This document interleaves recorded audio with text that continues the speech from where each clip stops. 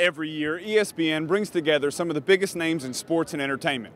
And while everyone on the red carpet was willing to talk moments, highlights, and memories from the previous year in sports, I was able to find a few celebrities that couldn't pass up on an opportunity to give a shout out to their service members.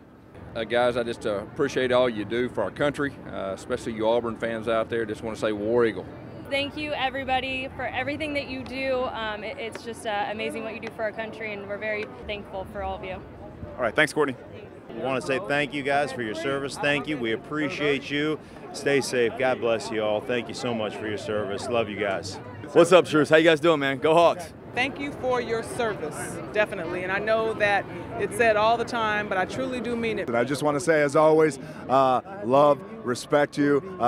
Thank you for everything, and come home safely. From the Defense Media Activity, I'm Petty Officer Andrew Johnson. Welcome to the CNO's Navy Birthday All Hands Call, broadcasting live from the Defense Media Activity Studios. I'm Petty Officer Andrew Johnson, and I'll be your host as we take questions from across the fleet and around the world. Joining me on stage is CNO Admiral Jonathan Greener and Master Chief Petty Officer of the Navy, Mike Stevens. Gentlemen, thanks for spending some time with us.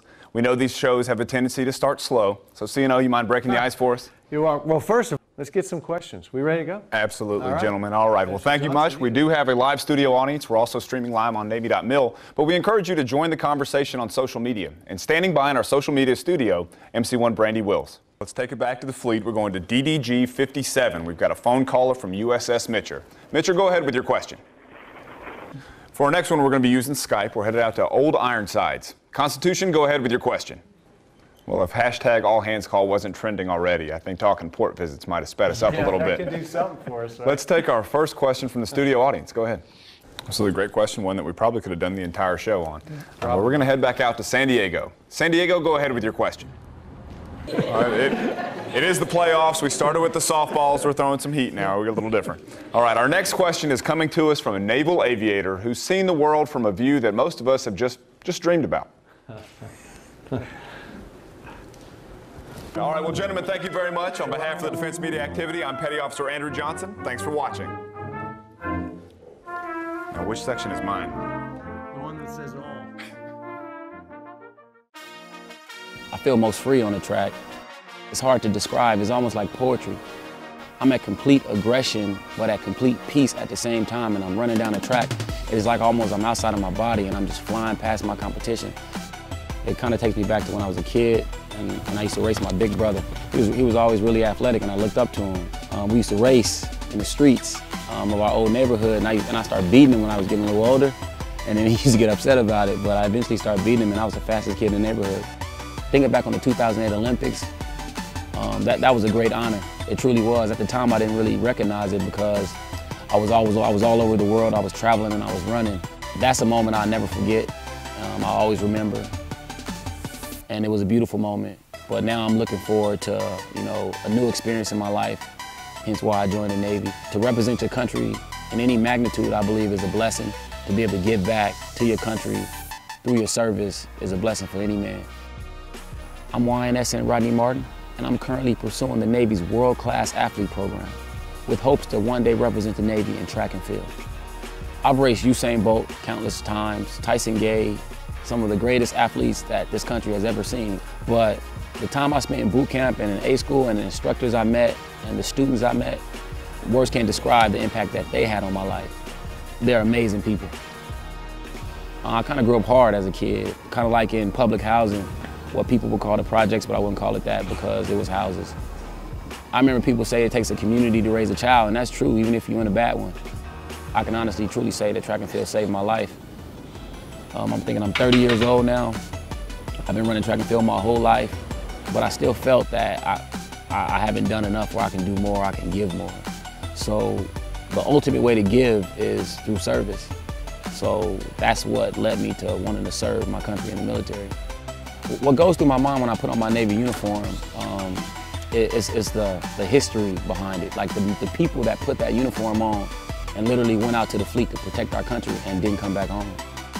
When I think about how the Navy has changed me, I would more so say it made me more aware of the sacrifices that the military makes for our country. I'm up close and personal with what it really means to serve this country. And it's more than just thank you for your service. It's like, without you, what I did in the Olympics wouldn't even be possible. When it's all said and done, I'm a sailor first.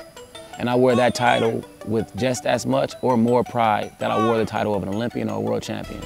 So if this program don't work out, I'm more than happy to go serve with my fellow shipmates in the fleet. Mama, mama, can't you see? Mama, mama, can't you see? Just what the Navy's done to me. Just what the Navy's done to me. Welcome to All Hands Update. I'm Petty Officer Andrew Johnson. The DoD and Department of Veterans Affairs work year-round to combat suicide. Navy Chief of Chaplains Rear Admiral Margaret Kibben spoke on seeking out and helping a shipmate who may be struggling. Just ask them, are you having a difficult time? Are you doing okay? It's really a matter of breaking the silence and reaching out to them to ensure that they realize that they're not alone. If you or someone you know needs help, visit the Military Crisis Line website for information on how you can help save a life.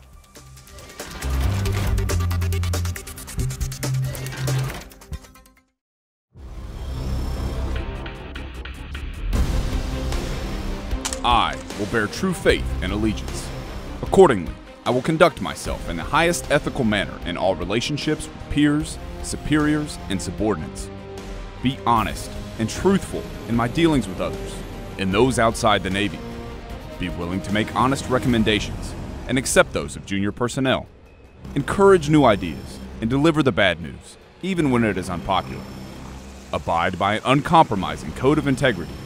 Take responsibility for my actions and keep my word. Fulfill or exceed my legal and ethical responsibilities in my public and personal life 24 hours a day. Illegal or improper behavior, or even the appearance of such behavior, will not be tolerated. I am accountable for my professional and personal behavior. I will be mindful of the privilege to serve my fellow Americans. I am honored. Welcome to the Secretary of the Navy's All Hands Call, broadcasting live from the Defense Media Activity Studios. Thanks for that opportunity, MC2. Absolutely. Thank you very much, Mr. Secretary. And to break the ice, we're going to start off right with that European presence. Rhoda Spain, go ahead with your question. All right, and moving right along, continuing with our global All Hands Call theme, we're going to take our next question from social media. And who better to handle that than the United States Marine Corps? Standing by with an update, Sergeant Cassandra Flowers.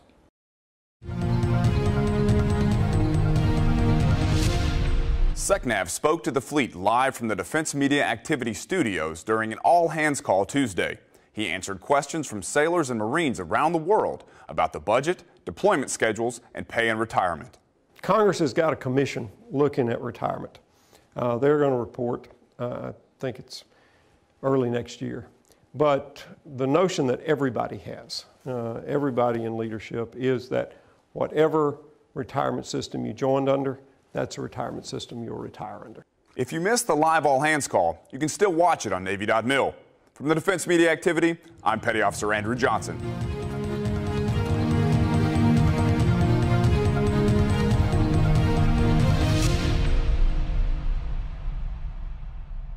Ray Mabus is the longest-serving service secretary. I had a chance to sit down with him to discuss his initiatives, his passion for the Department of the Navy, and where he finds his inspiration for his job. The main place I find the inspiration, and I love coming to work every single day, is I get to deal with sailors and Marines. I get to deal with the best that America has to offer. I get to deal with them here in the Pentagon, but more importantly, I get to deal with them around the world where they're deployed. I have the best job in the American government. So before SECNAV, you've worn some pretty impressive titles, obviously Governor of Mississippi, Ambassador of Saudi Arabia. How did those positions prepare you for your current position? Let's talk about the position of Secretary of the Navy. When you're walking around the Pentagon, you got the hallway, and there's just lined with portraits, and you see the prior secretaries. How does that affect your pride in office? Well, there have been 75 secretaries now, including me, and every one of them tried to do what was absolutely right for the Navy and Marine Corps in their time. And they all faced the same sorts of issues. Having the right people, making sure they're trained, making sure they've got the right tools, having the right numbers of ships and aircraft later on, making sure that we change power sources from sail to coal to steam and to oil to nuclear. And then making sure that we had those allies, those partners, those working relationships around the world. And so all the way from Benjamin Stoddard, who was sworn in one day, 211 years and one day before I was. He was sworn in on May 18th, I was sworn in on May 19th.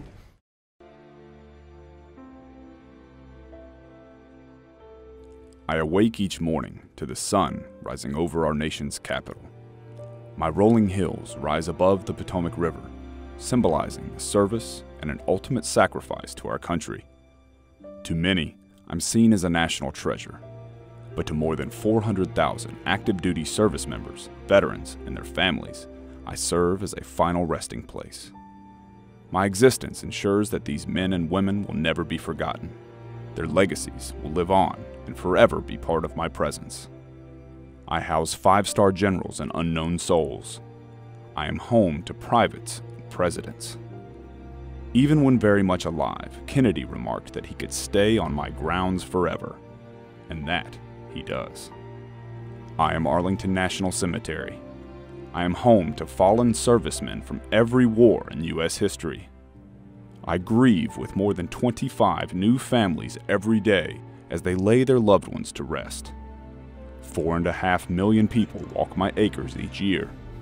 My visitors often hear the firing of 3 rifle volleys in the distance, witness a horse-drawn caisson passing by carrying an American flag-draped casket, feel a lump in their throat as a lone bugler plays the 24 lingering notes of taps. I am witness to the father who lays stones on the graves that flank his son in hopes that even in the beyond, all sides are covered, and to the mother who cries endless tears into my soil. I am a living tribute to our nation's past and how it continues to thrive through the service and sacrifice of those willing to dedicate their life to its ideals. I am Arlington National Cemetery. Long may I live.